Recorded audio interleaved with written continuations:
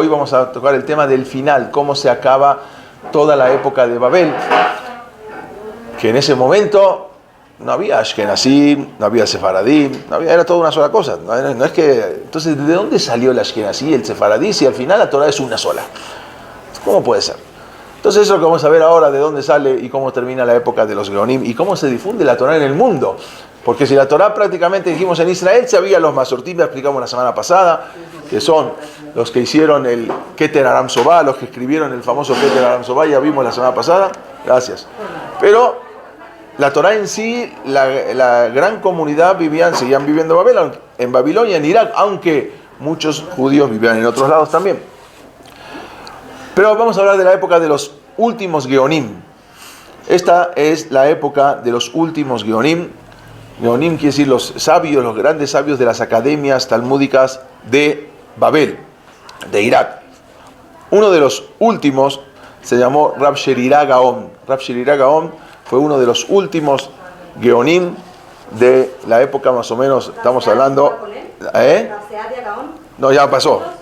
No. Rab Saadia Gaon fue de los... todavía falta... Después de Rab Saadia Gaon, vino uno Geonim, después vino Rab Sherirah Gaon, que es el penúltimo, que fue uno de los Geonim, uno de los Jajamim más destacados en la época. Él escribió se llamó Yered Rab Sherirah Gaon, y ahí él da una historia completa de lo que es la composición del Talmud. Sabemos que todas las halajot se sacan del Talmud, pero ¿quién puede dictaminar si la halajá es como Hillel o como Shammai, normalmente es como Hillel, o como... Entonces eran los Geonim los que dictaminaban eso. Él escribió lo del famoso Yered Sherirah Gaon, era descendiente de uno de los Emoraim Rabba Barabúa. En el año 997, para que nos ubiquemos, de la era común, Rab Sherirah Gaon y su hijo, Rabhai Gaon, que sería el último de los Geonim, fueron acusados falsamente y él y su hijo fueron encarcelados y privados de todos sus bienes, le quitaron todos sus bienes. Ya había problemas, ya empezaban las persecuciones también en Babel. Ya habían empezado, después se calmaron, pero ya empezaban esas persecuciones en Babel, ya había muchos problemas. Aunque en verdad el encarcelamiento ese fue breve, pero al salir de la prisión, Rab Sherirah Gaon quedó muy mal de salud, renunció al gaonato en el año 998 y se lo nombra a su hijo Rabhai Gaon como sucesor, y fue este Rabhai Gaon que vamos a hablar ahora, fue el último de los Geonim. Ya empieza otra época que se llamó la época de los Rishonim. Esta era una época en Babilonia, en lo que hoy se conoce como Irak. Era el final con Rab Sherirah Gaon y con su hijo Rabhai Gaon, que hizo un libro también muy, muy importante, vamos a ver. Y después de ahí se termina. Con Rabhai Gaon, él había nacido en el año 969. Él fue, como dijimos, el último y el más grande de los Geonim. Fue el último y el más grande de todos los Geonim. Durante su vida atrajo a miles de estudiantes de todo el mundo, porque ya estaban en decadencia las yeshivot de Babel, las academias talmúdicas de Babel ya venían en decadencia. Y a diferencia de los Geonim anteriores, Rabhai Gaon había viajado mucho a diferentes comunidades que ya había. Por ejemplo, ya se había formado la comunidad en España, en Sefarad, ya se había formado una comunidad en Alemania, en Francia. Entonces él había viajado para expandir el estudio de la Torá a todos los rincones del mundo, del mundo conocido. Tan grandes habían sido las enseñanzas de Rabhai Gaon que los alumnos de Rabhai Gaon se convirtieron en los líderes de las próximas generaciones. Vamos a ver quiénes eran los alumnos, que fueron los que impartieron la Torá en todo el mundo. Vamos a ver Rabbenu Gershom, que fue de los primeros Rishonim, que fue el que hizo las Takanot, unos decretos. Vamos a ver varias Takanot que hizo también. Exactamente. Con el fallecimiento de Rabhai Gaon, en el año 1038, él fallece un 28 de marzo del calendario juliano. En el año 1038, la era de los Geonim llega a su fin y Babilonia pierde el liderazgo como principal centro de Torá del pueblo judío. O sea, todo el centro de Torá, todo el lugar hoy en día es de Babel, hoy en día es de Israel. Por ejemplo, si algunos rabinos quieren hacer algo, tienen que hablar con los rabinos principales de Israel. En ese momento, ¿dónde era? Era Irak, era Babel. y en ese momento pierde, con el fallecimiento de Rabbi Gaon, se pierde el liderazgo que tenían las yeshivot que quedaban, que habían durado casi 800 años. La yeshiva de Sura, la yeshiva de Pumbedita, se convirtieron en unas sombras de lo que habían sido esa grandeza que habían tenido en su momento. Acá vemos un mapa más o menos para ubicarnos en Babel, donde quedaba la yeshivot, Pumbedita, Neardea, Sura, cerca del Éufrates, cerca del Tigris, eran los lugares donde estaban las yeshivot. Pero antes de que fallezca el Rabbi Gaon, y ya para las yeshivot, las academias talmúdicas estaban muy en decadencia, mandó a unos alumnos que eran muy importantes, mandó a buscar dinero en las comunidades de afuera para poder mantener a las yeshivot, o sea, para poder tener y mantener, dejar abiertas las puertas de las academias. Esto lo escribe un rabino, se llama Abraham Ibn Daub, escribió en Toledo. En ese momento ya había Jajamim, la Torah se estaba preparando, como dijimos, Dios Magdim Refuala Maca, siempre va adelantando lo que va a venir. Si va a venir que se va a terminar toda esa Torah en Babel, ya va a estar la Torah en otro lado levantada para que nunca se acabe. En Babel, lo que es Irak, la yeshiva de Sura, que había cerrado poco después del fallecimiento de Rabbi Gaon falleció en el año 942, y después sube, como dijimos, Rab Shelirá Gaon y Rab Saadia Gaon muere en 942, y luego Rab Shelirá Gaon y Rabbi Gaon. Son los últimos tres Jajamim de los Geonim. Los Yehudim no podían resistir el hundimiento de esas yeshivot, no podían aceptar que ya después de 100 años, después de 1000 años se cierre todo.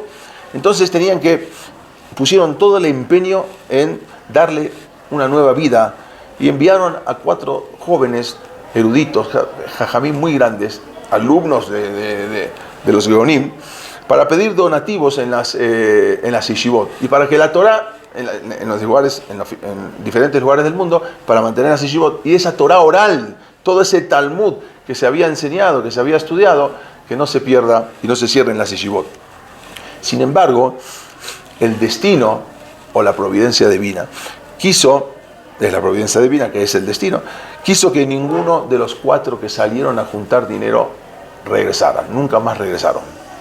En aquellos años ya estaba el califato de Córdoba, el califa de Córdoba, ¿sí? Abderramán III era. No sé si alguna vez fueron a la ciudad de Córdoba, hay una mezquita impresionante, ahora les voy a mostrar algunas fotos. ¿Córdoba de dónde? En Córdoba, en España. Sí, yo entré a esa mezquita, porque se puede entrar a la mezquita, pero después me di cuenta cuando estaba adentro, que adentro de la mezquita pusieron una imagen y una iglesia, ya me tuve que salir, no me dejaban salir. Bueno, en aquellos años la flota del califa de Córdoba es una ciudad en Andalucía, es en el sur de España. Navegaban por ahí la flota del califa de Córdoba, era un comandante del califa de Córdoba. El califa era como el rey, ¿no?, de Andalucía. Entonces navegaban por el sur de Italia, por el puerto de Bari. El almirante se llamaba Ibn Rumais. Él tenía una rigurosa orden de apresar todos los barcos que navegaban desde hoy en día Estambul, se llama Bizancio, a Italia. Todos los barcos que pasaban por ahí, él los detenía, y estaba permitido en lo que era antes la venta de esclavos. Entonces los agarraban como esclavos, los vendían como esclavos, y ahí resulta que capturan a este barco donde venían los 4 jajamim que iban justamente a buscar dinero a las comunidades en el exterior para poder seguir manteniendo las puertas abiertas de la yeshivot en Irak, en Babel. Entre los pasajeros que dijimos, se encontraron a bordo estos 4 alumnos. Uno era Rab Hushiel, luego fue padre del famoso Rabbenu Hananel, que es uno de los que explican el Talmud. Otro se llamaba Rab Shemaria. Otros ellos iban solos, eran solteros. Había uno que se llamaba Rab Moshe Ben Hanoch. Él viajaba con su esposa y con su hijo pequeño. El cuarto erudito, el cuarto jajam, aunque muchos desconocen el nombre, pero hay unos que dicen que se llamaba Rabbi Natan Ababli, no el famoso Rabbi Natan Ababli, otro que fue rescatado también más adelante. Al darse cuenta que que eran judíos estos 4, que tenían toda la imagen de Yehudim, entonces estos piratas no los dañaron. Este es Ibn Rumais, uno el comandante y no dañaron a esos judíos, sino que dijeron es una mercancía muy valiosa, porque iban de puerto en puerto ofreciendo a los esclavos, y por los judíos siempre pagaban muy bien. Entonces, y no los rescataban como esclavos, los rescataban para salvarlos. Y en todos los lugares siempre había un fondo para Pidyon Shebuim. Siempre había un fondo para rescate de los judíos que los secuestraban en el mar, los piratas, y los vendían en las islas o los vendían en los países diferentes, en los diferentes países, y sabían que el judío pagaba muy bien para rescatarlos.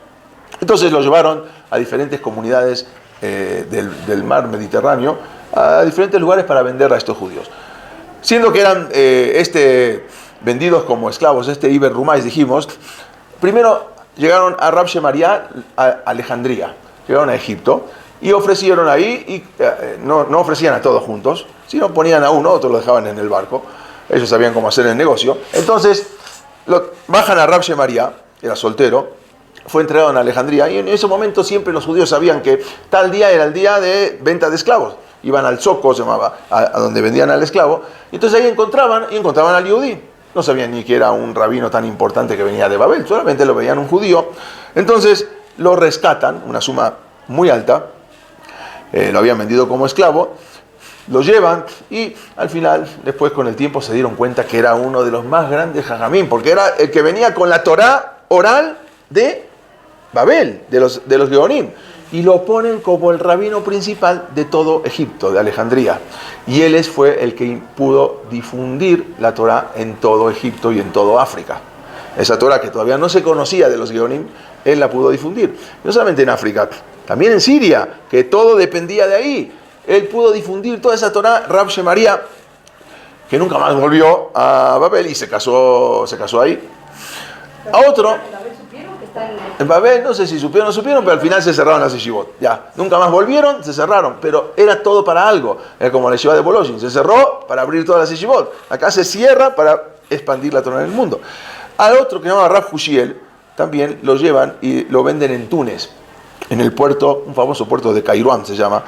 Lo venden ahí en Túnez también por muy buena cantidad de dinero, y cuando lo rescatan los judíos, que iban exclusivamente a los puertos para rescatar a judíos, lo llevan y se dan cuenta que era también un rabino, un sabio impresionante, y lo ponen como rabino principal de toda la comunidad, es una comunidad muy grande en Túnez, que vivían ahí, y lo ponen como rabino principal. A otro, a Rab Natan Abli, lo venden en Francia, y se hace también el rabino de toda la Francia, que recién empezaba en esa época el judaísmo ashkenazí, empezaba en Francia, aunque todavía no había, como dijimos, ashkenazí sefaradim. Y al último, que nos vamos a basar un poquito ahora en era Rabbi Moshe ben Hanoch. Él iba con su esposa y con su hijo pequeño, el único casado. Resulta que Ibn Rumais, sabiendo que había una mujer judía, siempre son más blancas, más bonitas, no es como... Entonces empezó a cortejarla, empezó a seguirla dentro de la misma embarcación. Este árabe él trabajaba para el gobierno, para el califa.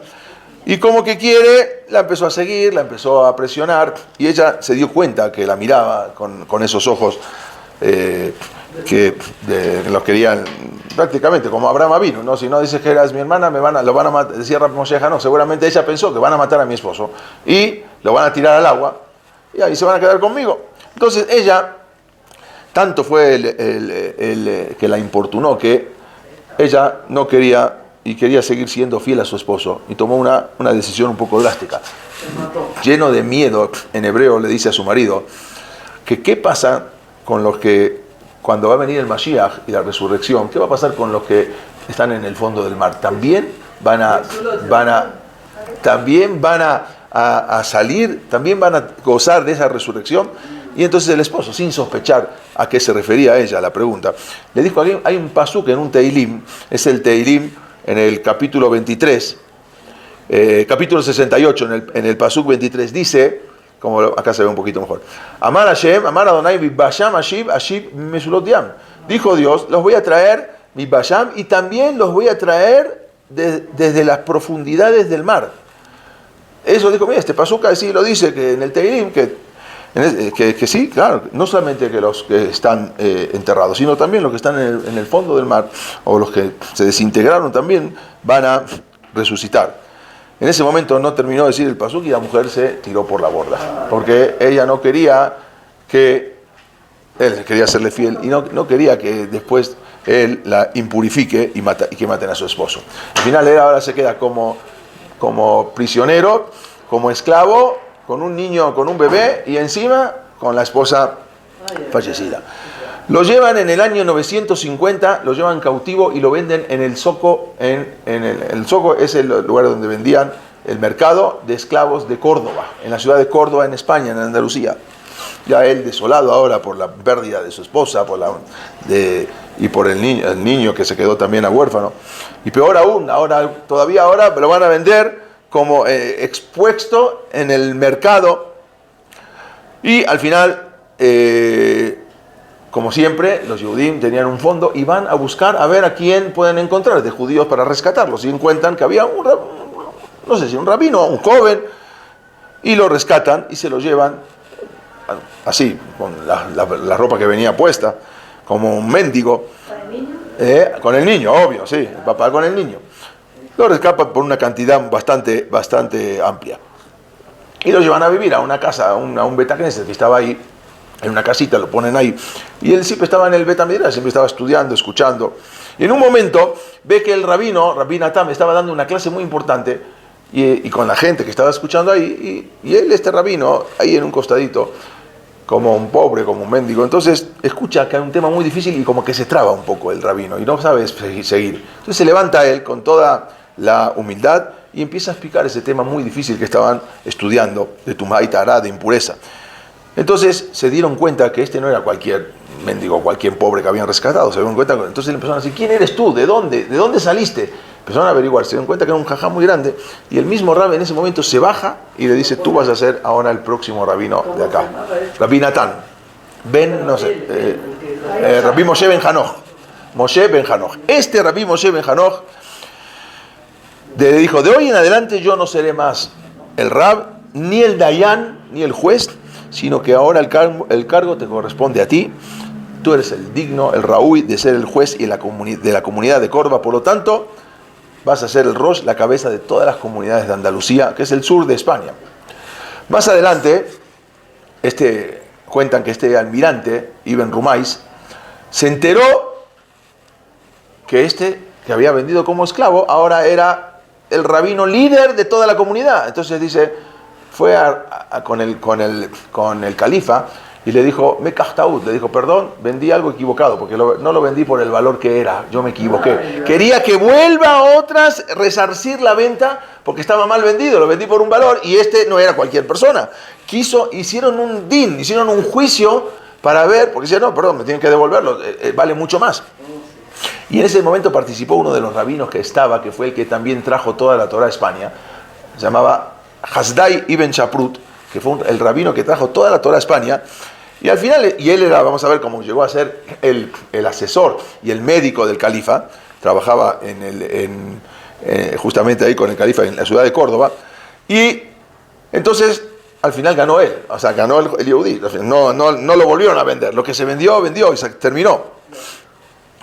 Pero ahora, este califa Abderramán, él estaba contento, porque sabían que había traído un judío que podía ser el líder, y ya no iban a necesitar depender de Babilonia, de Irak, porque este califa como que estaba peleado con el califa de Irak. Entonces, él sabía que los judíos siempre mandaban cartas y mandaban dinero para mantener las academias. Dice: ¿por qué tiene que salir dinero de acá para mantener unas academias de mi enemigo de Irak, de Babel? Entonces, y aparte, todas las preguntas: ¿por qué tienen que liderar ahí a los judíos? Y ahora que ya había un líder judío en este lugar, estaba muy feliz, porque ya no necesitan depender de las academias. Eso era Abderramán, era el califa. No había Abderramán, o sea, España en sí, ella fue atacada ahora, en el año 711 fue atacada por los musulmanes. Entonces ahora era musulmana. El sur de España era todo musulmán. Era Abderramán, Abderrahman, padre del Rahman, del piadoso, ¿sí? Abderrahman. Entonces ahora lo voy a mostrar. Se llama el califa de Córdoba, Abderramán III. Abderrahman es el califa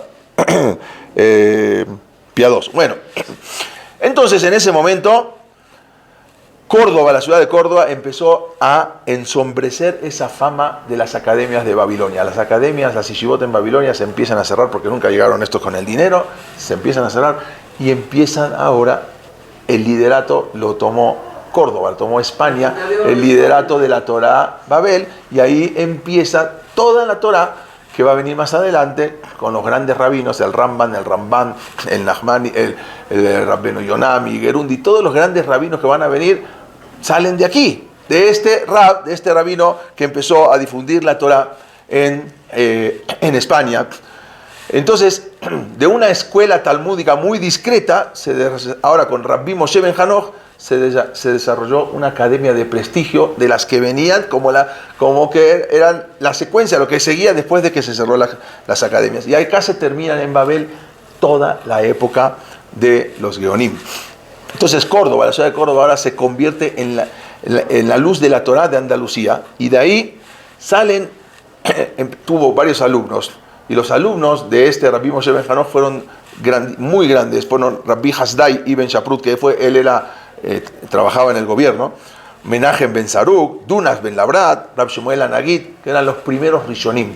Eran alumnos de Rabbi Moshe Ben Hanoch. Este Rabbi Moshe era el alumno de todos. Esos eran poetas también. Por ejemplo, muchas de las canciones que cantamos en Shabbat, Derori, Kralev, la hizo, van a ver que dice Dunas, o sea, en el Rashet Tevot era Dunas Ben Labrat, o Menachem Ben Saruk, que eran grandes jajamim. Rashi se basó mucho en el libro, se llama Mahberet de Menachem Ben Saruk, que era de la gramática, ellos eran especialistas en gramática. Era uno de los alumnos, Hasdai Ben Shaprut, Menachem Ben Saruk, Dunas Ben Labrat, Rab Shemuel Anagit. Vamos a ver quién es después, también fue un líder de Am Israel, que fue el que levantó toda la Torá, y ahí se empieza a levantar toda la Torá. A veces vemos nosotros que como suceden las cosas, no entendemos, pero al correr del tiempo nos damos cuenta. Pero ¿por qué se cerraron esas yeshivot tan importantes que duraron durante casi 800, 900 años? Bueno, porque ya se tenía que abrir el mundo y se tenía que difundir la Torá para otros lados. En el año 1040 se termina y se cierran definitivamente las yeshivot en Babel. Se acabó toda la Torá que habían venido desde la época de la Gemara. Se termina toda la Torá en Babilonia. Las yeshivot de Fumbedita se cierra, pero al mismo lugar empiezan a florecer varios centros de Torá en otros lugares. Como dijimos, es uno de los jajamín, que fue alumno, pero él era un líder, trabajaba con el rey, se llamaba Hasdai Ibn Shaprut. Él trabajaba en el palacio, incluso en la misma historia cuentan mucho de Hasdai Ibn Shaprut. Él trabajaba en el palacio del rey. Él era un médico que lo tomó el rey, el califa Abderramán, lo tomó como médico, pero después se dio cuenta que no solamente tenía habilidades como médico, lo puso como tesorero, lo puso como consejero, lo puso como todo, embajador. Se dio cuenta que este yudí era muy inteligente y lo puso en la corte a trabajar con él. Él era famoso porque tenía todo el mundo decía que como médico, había creado un remedio tan importante que era un antídoto para los venenos. Y como siempre los reyes estaban asustados de que alguien le haya puesto veneno, como a Hashverosh, en la comida, entonces lo trajo porque él tenía un antídoto muy grande, el antídoto se llamaba Al-Faruq. Así era un antídoto muy conocido que era contra los venenos. Él vivía, el califa vivía aterrado ante la idea de que los enemigos siempre querían envenenarlo. Entonces, por eso designó inmediatamente a Hasdai Ibn Shaprut como médico. No solamente como médico, sino que también dijimos, ahí era consejero. Y ahí empieza lo que se conoce como la Edad de Oro española. En este momento, ahora empieza la Edad de Oro, a partir un poquito antes del año 900, ahí empieza. Mientras se cerraba una yeshiva, la otra ya estaba abierta. Se dio cuenta que este Hasdai Ben Shaprut también era un hombre dotado, una gran capacidad de organización, una habilidad política, sabía muchos idiomas. Entonces lo nombró como director general de aduanas, lo nombró como médico, lo nombró como su asesor personal. Se convirtió en la mano derecha del califa Abderramán III. Y después, cuando muere el califa, también él sigue con su hijo todavía. Incluso los diplomáticos extranjeros, todos venían ahí, todos él los entrevistaba a todos.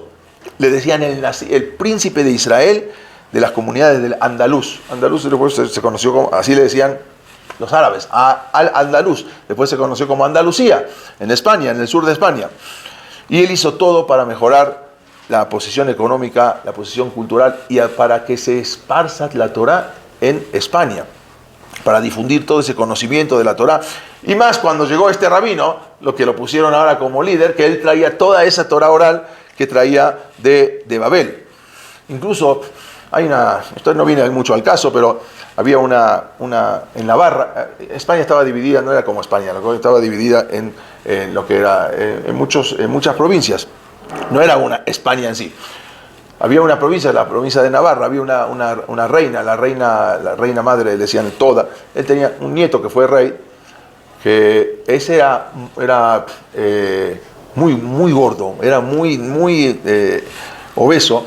Incluso al cálculo de hoy en día se calcula que más de 220 kilos, no podía, y era el rey, no podía, entonces todo el mundo se burlaba de él, no podía reinar, no había manera, incluso se sublevaron contra el rey Sancho. Después se lo conoció en la historia del Quijote como Sancho Panza. Este rey Sancho, él era muy gordo y no había quien lo cure. Mandaron a traer a Hasdai ibn Shaprut desde Córdoba hasta Navarra, y él, no solamente dieta estricta, lo trajo, primero una dieta estricta, pero lo trajeron con carruaje, como lo pudieron traer, hasta Córdoba, y ahí es una dieta estricta que incluso hasta hoy en día, a él le cosió la boca para saber, le cosió la boca, sí, literalmente, le dejó nada más para poder un popotito para que pueda, sí, le cosió la boca, sí, no solamente le cosió la boca, y no solamente eso, sino que después empezaron, él sabía qué líquidos darle, porque se muere si una persona, pero él sabía qué líquidos, cómo meterle proteínas en el líquido, lo que es el suero, y estuvo un año trabajando con él, y después aparte, ejercicio, caminar, de acá para todo, y después el problema era todo lo que sobraba, ¿no? Porque cuando uno también, aunque se opere, pero sobra mucho. Y él trajo especialmente masajistas de todos lados para poder, no había operación para quitarle todo eso, era muy peligroso, pero hasta el que al final lo hizo bajar de 220 kilos a 100 kilos, impresionante. Y después de eso, lo lleva de nuevo y lo vuelve, y ahí él, ya con todas las ganas, con todos sus seguidores, vuelve a tomar como rey en Navarra, el rey Sancho, y es una historia que está incluso en la historia universal de cómo Hasdai ibn Shaprut, el médico, y de ahí sacan las dietas hay una dieta que sacaron para hoy en día. Pero bueno, después se la paso, Navarra es en el norte de España, en el norte. Y de ahí, más adelante, luego cuando viene Don Quijote, ¿sí? Sacó lo que hizo el libro de Don Quijote, lo que Cervantes Saavedra, que era también descendiente, era un marrano oculto. Un día les voy a explicar por qué de todo lo que sabe. Y él que hizo el libro más famoso en España, Don Quijote, que es Cervantes Saavedra, él trae en varios lugares trae también del libro, que de ahí se ve cómo él ocultamente él da señales de judaísmo, y aparte él mismo ahí cuenta también la historia de Don Quijote y Sancho Panza, pero Don Quijote era Hasdai ibn Shaprut y Sancho Panza era Sancho que venía de Navarra, pero él lo disfrazó y lo puso Don Quijote y Sancho Panza en el libro también, que era Hasdai, No, él trae la historia del libro de cómo Don Quijote fue a buscar y lo trae caminando a Sancho, y bueno, es toda la historia de Hasdai ibn Shaprut. Hasdai ibn Shaprut fue el que hizo, a partir de ahora forman las yeshivot, todo lo que se cerró en Babel se levanta ahora en España. Y ahí empieza todo lo que se conoce como la época de oro, y él fue muy importante con Abderramán y con el hijo de Abderramán que siguió, y ahí abrió las puertas para todo la Torá era en España. Pero quiere decir que en ese momento se sigue lo que es la tradición. Pero también este último Gaón tenía otros alumnos, Rabbi Gaón, que no es que salieron a juntar dinero, pero ya después se cerró la yeshiva y se van, y uno de sus alumnos se llamaba Rabbenu Gershon, pero él no se fue a España. Rabbenu Gershon se va a Alemania, ¿sí? No había todavía esa Torah, pero empezaban de a poquito, entonces él quiere difundir esa Torah en Alemania, y ahí empiezan a separar lo que se conoce como Ashkenazí y Sefaradí. Y ahora vamos a entender, la Torah era una sola, la pronunciación era una sola, los minagim siempre una sola, aunque había diferentes rabanim, rabinos, unos opinaban una cosa, como siempre, otros otra cosa, pero de todas maneras la Torah era una. Ahí empiezan, y las costumbres se empiezan a cambiar. Las costumbres empiezan a cambiar. Y ahora empezaron a surgir las diferentes costumbres que condujeron después a los diferentes minhagim, como Ashkenazim y Sefaradim. La Torah en sí es una sola, solamente que hay diferentes minhagim, porque en la misma el Talmud, un rabino dice así, otro rabino dice así. Por ejemplo, hay que esperar 6 horas para comer leche después de carne. Pero hay otros jajamim que dicen que no hay que esperar 6 horas, hay que esperar 4 horas. Y otros dicen que hay que esperar 3 horas. Entonces, cuando se van cuando se separan, unos tomaron a el rabino tal y seguían con las 6 horas, los sefaradim. Entonces, quien así van, es otra costumbre, entonces le toman y van 4 horas o 2, o a veces según hasta 1 hora, hasta 3 horas en Alemania, por ejemplo. Entonces, de los judíos alemanes, ¿qué quiere decir? No es que cambia la Torah, son las costumbres. La Torah en sí es una, solamente las costumbres. ¿Y por qué la diferencia de pronunciación? Si la Torah es una. Que hablan allá y hablan alemán. La Torah es Baruch Atá. En Babel, ¿cómo decían? Baruch Atá o Baruch Ató.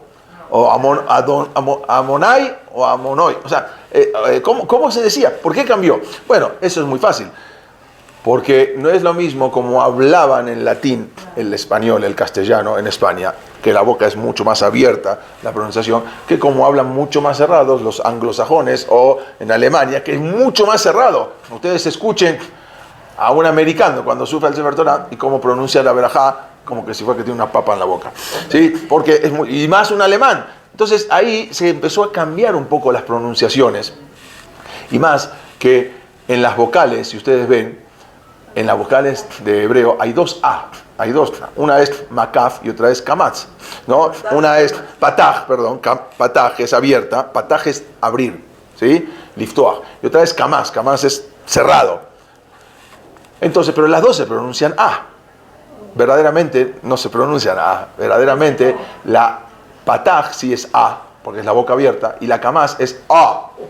Una A como una O. Pero en Sefarad, en España, no la sabían pronunciar A. Entonces dijeron A. Pero en Alemania, que sí era pronunciado mucho más cerrado, entonces dijeron O. Por eso hasta hoy en día dicen no. Y así muchas costumbres fueron cambiando. Y ahí se empiezan a dividir lo que es Ashkenaz, que es Alemania, Ashkenaz es Alemania, y Sefarad, que es España. Y ahí empiezan, esto más o menos a partir, en Alemania ya había desde el año 900, ya había una familia, la familia Kalonimus, que era un rabino muy importante, que habían llegado de Roma. En Roma también había, pero no ni Sefaradim ni Ashkenazim. En Roma venían desde la época de Titus, que Titus, cuando destruyó el Bet HaMikdash, se llevó a más de 120.000 judíos prisioneros. Después son los mismos que los manda a construir el Coliseo Romano, los mismos que hacen los primeros gladiadores, eran los judíos. Y después los liberan, cuando muere Titus los liberan y ahí forman sus comunidades que hasta hoy en día se quedaron ahí. Pues uno va y no es ni como sefaradí ni como ashkenazí. Dice, bueno, ¿qué son ustedes? ¿Ashkenazí o sefaradí? Yo estuve ahí. ¿Qué son? No, ni sefaradí ni ashkenazí. Somos italkim, italianos que venimos desde el Bet HaMikdash. Tienen otras costumbres, otra forma de pronunciar, diferente, pero la halajá van como sefaradim. Eso sí, la halajá seguían como Rabo Ovadia Yosef o como sefaradim.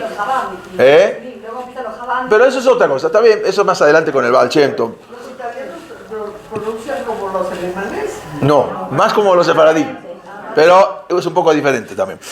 Tienen otras costumbres. Y ahí, en el año 960, que fue el año 4800, nace, o sea, en Alemania se empieza una luminaria. O sea, no es que, o sea, nació ahí, pero después se fue a estudiar a Babel y volvió. Un rab se llamaba Rabbenu Gershon. Le conocían Rabbenu Gershon Ben Yehudá. Más adelante lo conocía Rabbenu Gershon Meor HaGolá, que era la luz de la Golá, la luz de la diáspora. Y él fue a estudiar a Babel. Él estudió con los últimos, con Rabbi Gaon, con el último de los Geonim. Él era alumno de él. Este Rabbeinu Gershon después llegó otra vez, y él vamos a ver más adelante, que puso muchas takanot, muchos decretos, jerem incluso, que es comunión, como por ejemplo la prohibición de casarse con más de una mujer, que hasta ese momento se podía casar con más de una mujer. Y él pone la prohibición de casarse con más de una mujer. Otra de las prohibiciones es divorciar a su esposa en contra de su voluntad, que antes se podía, una persona, aunque la mujer no quería, el hombre le daba el get y se acabó. Pero él pone también ese jerem, esa excomunión, o la prohibición, por ejemplo, de abrir y leer cartas ajenas. También antes era muy normal, porque hasta que llegaba uno mandaba una carta, y hasta que llegaba pasaba por cuantas manos, y bueno, abrían, entonces él pone un jerem también. O también pone otra de las takanot, es de la obligación de perdonar y aceptar el retorno de los judíos que se habían convertido al cristianismo por causas de fuerza mayor. Ya la comunidad con la que se convirtió, ya cuando querían, ya no los aceptaban. Él obligó a aceptarlo. Todas estas takanot en verdad tienen un origen. ¿Por qué sucedieron? Hay toda una historia de por qué sucedieron todas estas takanot. Una historia fascinante, ¿verdad? Pero vamos a tratar si podemos, de resumirla. Rabbeinu Gershon se había casado con una mujer, se llamaba Débora, su esposa. Era la hija de su uno de sus rabbanim, Rabbi Yehuda ben Meir Cohen. Y él se casó ahí en Alemania, en Ashkenaz, y después se fue a estudiar donde ya había estudiado de soltero, que era en Bumbedita, en Babel, donde todavía estaban los últimos años de las academias talmúdicas, en Babel, con Rabbi Gaon, que era el último de los Gaonim. ¿La segunda vez que fue? Él 2 veces, primero de soltero y ahora volvió. Sí, ahora estoy regresando un poquito. Volvió a seguir estudiando, como muchos que se casan y se vuelven a estudiar a Israel. Él se fue y se volvió a la yeshiva, que era la yeshiva en Babel. Y ahí pasó varios años estudiando con el último de los Gaonim, Rabbi Gaon. Y luego lo llaman que le mandan una carta a Rabbi Gaon, que necesitan un rabino en la ciudad de Constantinopla. Hoy en día se conoce como Estambul. ¿Sí? Antes era Constantinopla, necesitaban un rabino. Entonces Rabbi Gaon le manda a este joven casado para que sea el Rabbeinu Gershon de Constantinopla, hoy en día conocida como Estambul. Bueno, entonces para poder mantenerse, antes nadie vivía de rabino, algunos que otros, pero normalmente todos trabajaban. También en la época del Talmud, todos los rabinos trabajaban, tenían su parnasá, su manutención de un lado, y aparte eran rabinos, y él era médico, él había estudiado también, me ejercía como orfebre también, que los que trabajan todo lo que es el hierro, y también como médico, ya que él tenía muchos conocimientos de medicina que había estudiado también en Babel, en Bumbedita. Pero no solamente estudiaban Torah, también estudiaban otras ciencias, todo para la Torah.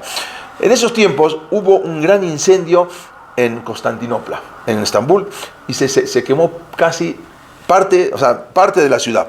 Había un rey famoso, se llamaba el rey Basilio, que él era un rey, era justo, un rey bien, sí, a los judíos que vivían ahí los trataba bien, pero también era muy débil de carácter, o sea, se dejaba convencer enseguida. Este era el rey Basilio de Constantinopla, y fue engañado por sus ministros y por sus consejeros, porque le hicieron creer que el incendio había sido organizado por los judíos. Siempre, como el chivo expiatorio son los judíos.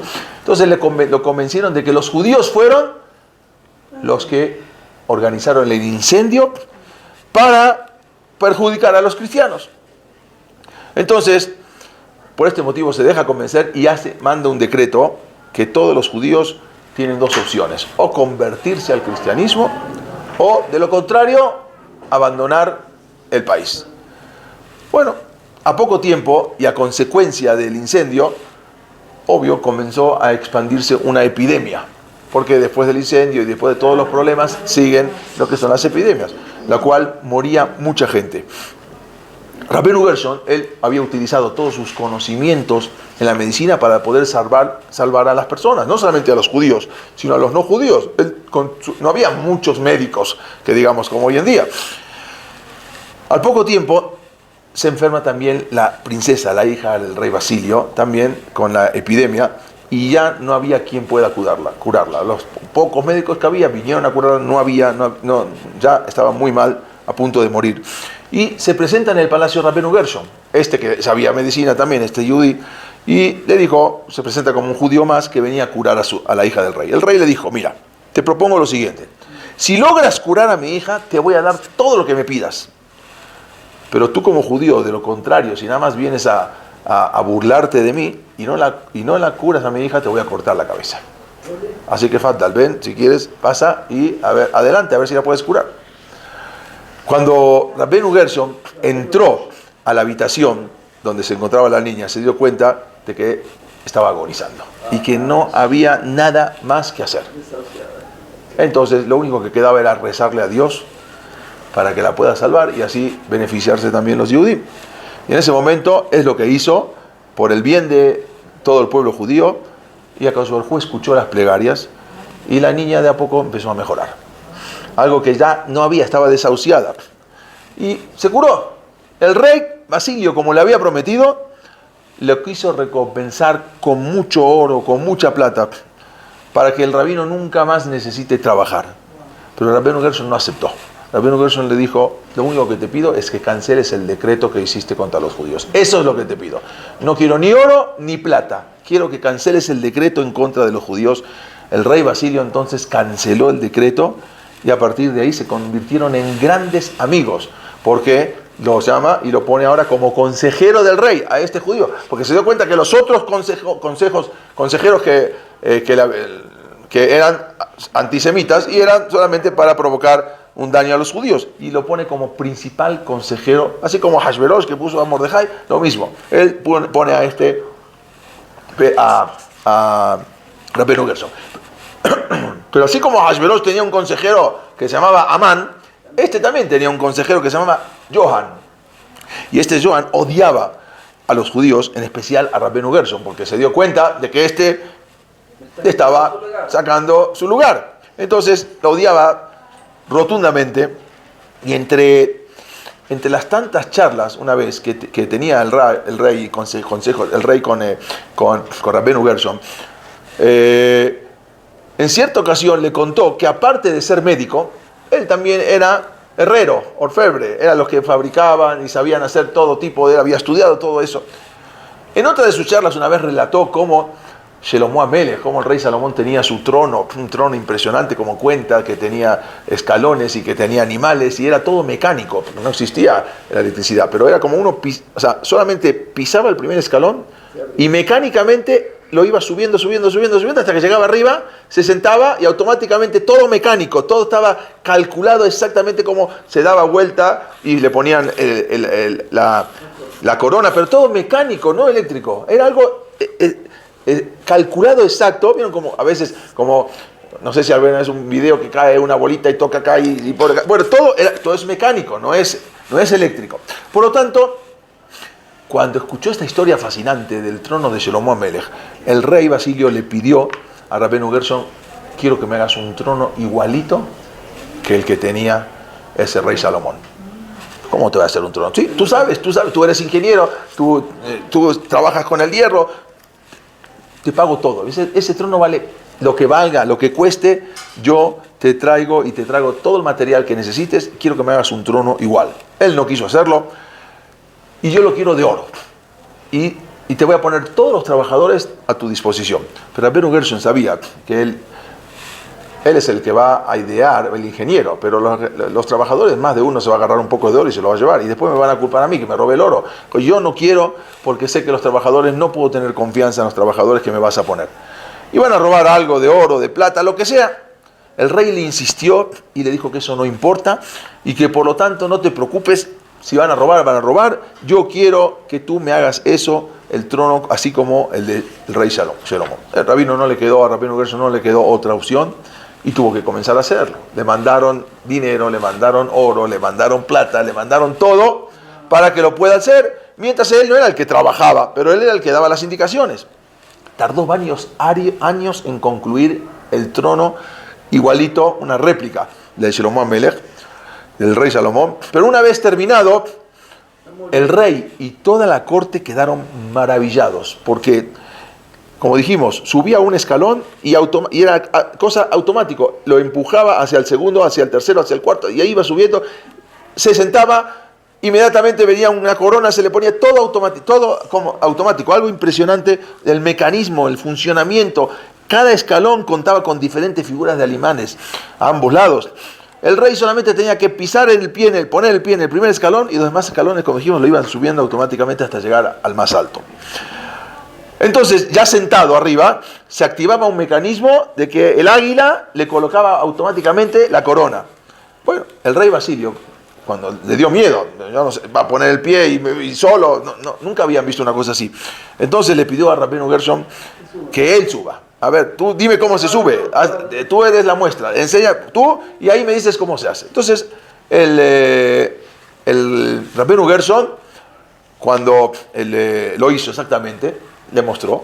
Bueno, ahora le dijo a usted. Entonces, cuando el rey al final pudo sentarse, se colmó todo el salón de aplausos, la gente emocionada, impresionante al ver el trabajo maravilloso que había hecho Rabbeinu Gershon. Pero el que estaba ahí, el consejero, el otro, que no podía ver cómo ahora se llevaba todos los aplausos. Entonces fue y lo acusa al rey, Johan lo acusa al rey de que robó un montón de oro. Dije, mira, todo lo que te hizo está muy bonito, pero sabes, te robaron todo. Le dice, el rey, que siempre se dejaba convencer, no quería escucharlo, pero tanto que insiste, que le habían robado, hasta que al final este rey se dejó influenciar.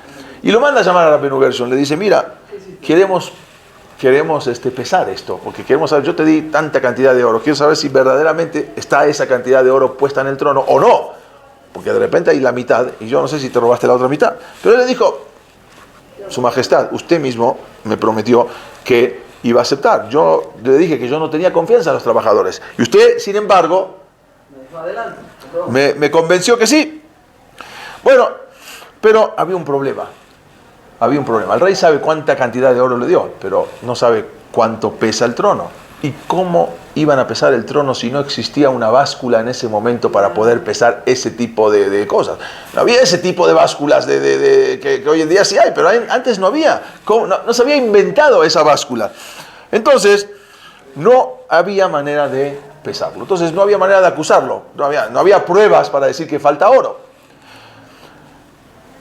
Entonces, por otro lado, el Rabbeinu Gershon tenía casado ya unos años con su esposa, que su esposa no tenía hijos, no podía tener hijos, era estéril su esposa.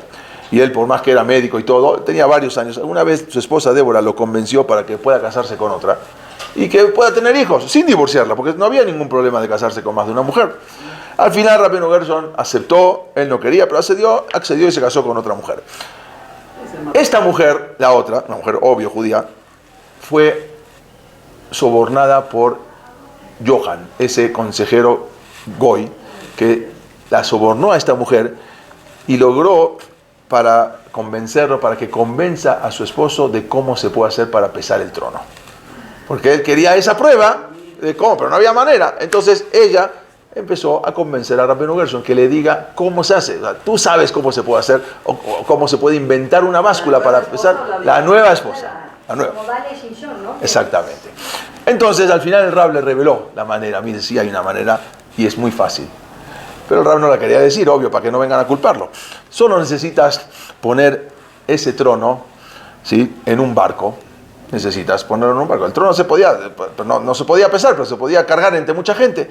Lo pones en un barco y previamente en un barco que está en el agua, previamente marcas donde está el agua, exactamente el barco, donde está la superficie, donde está justo donde toca con agua, la línea a la altura del agua.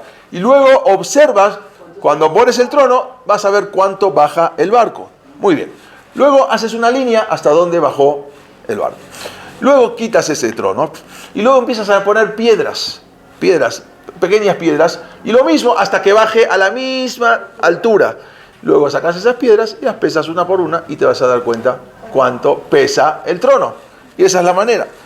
Bueno, indirectamente esta mujer fue con la noticia, con Johan, inmediatamente fueron a pesar y se dieron cuenta y acusaron a Rabbeinu Gershon de que verdaderamente faltaba oro, pero él le había avisado que se lo iban a robar y faltaba oro, entonces la cual él desde un principio él se había negado a todo esto, pero influenciado el rey hizo oídos sordos a sus súplicas. No obstante, como el rabino había salvado a su hija, en lugar de condenarlo a morir, lo condena a encerrarlo en una torre, en el desierto, sin comida, sin bebida, y que ahí, después de un tiempo, saquen el cadáver. Rabbeinu Gershon, ahora lo mandan entonces a esa torre en el desierto, ya encerrado en la torre.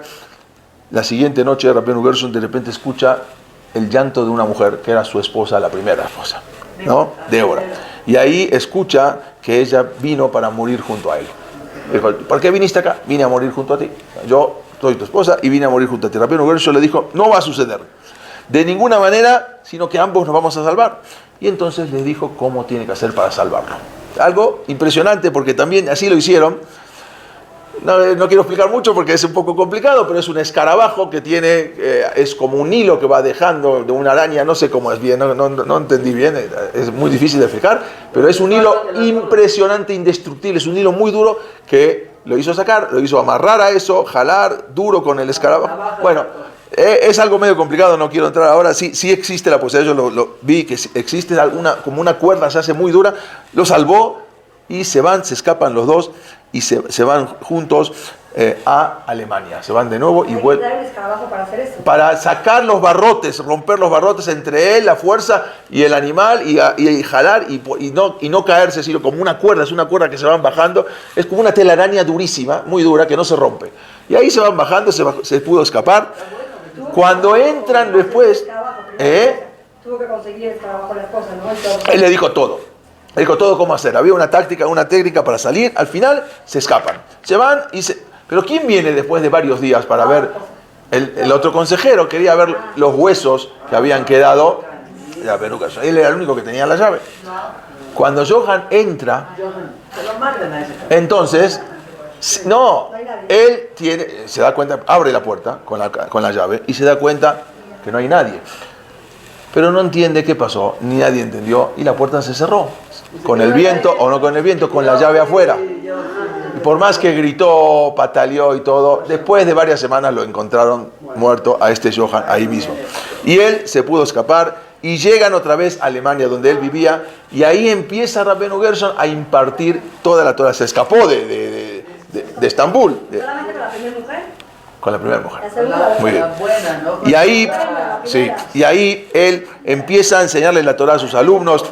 Entre sus alumnos se encontraban, tuvo hijos. Pero tuvo hijos con la otra. Se los llevó, ahora van a ver.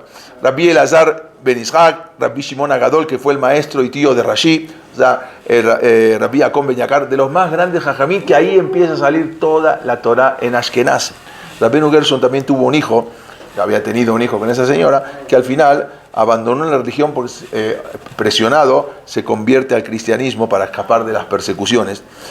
Y él tenía intención de regresar, pero al final nunca regresó. Rabbeinu Gershon se sentó 14 días de Avelut, 7 por su hijo, y al final lo mataron a ese hijo, entonces 7 porque murió y 7 por su neshama y 7 por su cuerpo, que se había convertido. 14 días de Avelut. Se lo llevó a su hijo, él tenía hijos. Sí, se llevó a su hijo, era pequeño. Por eso Rabbeinu Gershon hizo esa tacaná de no casarse con 2 mujeres.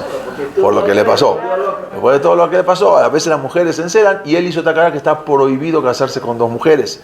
Hizo la tacaná también el decreto de que tienen que aceptar a todos los que quieren volver al judaísmo, que se apartaron y se hicieron por su hijo, que se había apartado también y que al final terminó que nunca más volvió. Hizo también que no se puede, y es con un jerem. Jerem quiere decir, es una excomunión, es una kelalá, es una maldición a las personas que lean la carta de los demás, a las personas que lean los emails de los demás, a las personas que vean los WhatsApp, es lo mismo, carta, a las personas que se casen con 2 mujeres, a las personas, todo esto hizo una takalá, y de ahí salió toda la Torah en Ashkenaz, en Alemania, y por eso se llamó Rabbeinu Gershon Meor HaGolá, que fue el que impartió, el que expandió toda la Torah en la diáspora en Alemania, era Rabbeinu Gershon. El día que muere Rabbeinu Gershon, la Torah dice siempre que Besará Hashem, hay un pasú, dice, se pone el sol y sale el sol. Dice que siempre cuando un Saddik se muere, inmediatamente están naciendo el otro. Cuando murió Rabbi Akiva, el día que murió Rabbi Akiva, ese mismo día estaban naciendo Rabbi Yehuda Anasí, el que hizo las Mishayot. El día, siempre, nunca Am Israel se queda y Atom se queda huérfano. El día que muere Rabbeinu Gershon, ese mismo día nace Rashi. Rashi, el día que muere Rabbeinu Gershon, se va un Tzadik y viene el otro Tzadik, como dice ahí en Yomá, Besaraj Hashemes Uba Hashemes, es el mismo día que sale un Tzadik y viene otro Tzadik al mundo. Y eso es la historia un poco de cómo fue, empieza y con esto toda la Torah de los Rishonim. Se acaba, terminó, las Yeshivot de Babel se cierran para siempre y empiezan toda la Torah de los Rishonim, ya no son Geonim, son los que reciben la Torah de los Rishonim. Y dentro de estos Rishonim está Rashi, está los Tosafot, Rabbeinu Tam, está el Ramban, todos son Rishonim. Rabbeinu Gershon, claro, es de los primeros Rishonim, exactamente. Son los que recibieron esa Torah oral de los Geonim, de los sabios de Babel, que se termina toda esa época y empieza toda una época que son la época de los Rishonim. Besaraj Hashemesh, Uba Hashemesh. ¿Sí? Se pone el sol, sale el sol y se pone el sol. Cuando sale el sol, cuando el sol se empieza a poner, inmediatamente sale el sol en otro lado. Quiere decir que era la época, ahora empieza toda la época de Rashi con los Rishonim y se empieza a difundir la Torah como la conocemos hoy en día, que empieza Rashi, empieza a explicar todo porque era este año, exactamente, justamente, en el 1065. Cuando muere Rabbeinu Gershon, ese día nace Rashi, que Rashi era alumno de un alumno de Rabbeinu Gershon. O sea, él nunca lo conoció porque él nació ese día, pero era alumno de un alumno y ahí se empieza a expandir toda la Torah en Alemania. Mientras que con Rab Hasdai Ibn Shabrut y con Rab Moshe Ben Hanoch, que fue el que habían secuestrado, él empieza toda la Torah en Sefarad y ahí empieza a difundirse toda la Torah para los Sefaradim y para los Ashkenazim y ahí empieza. Rashi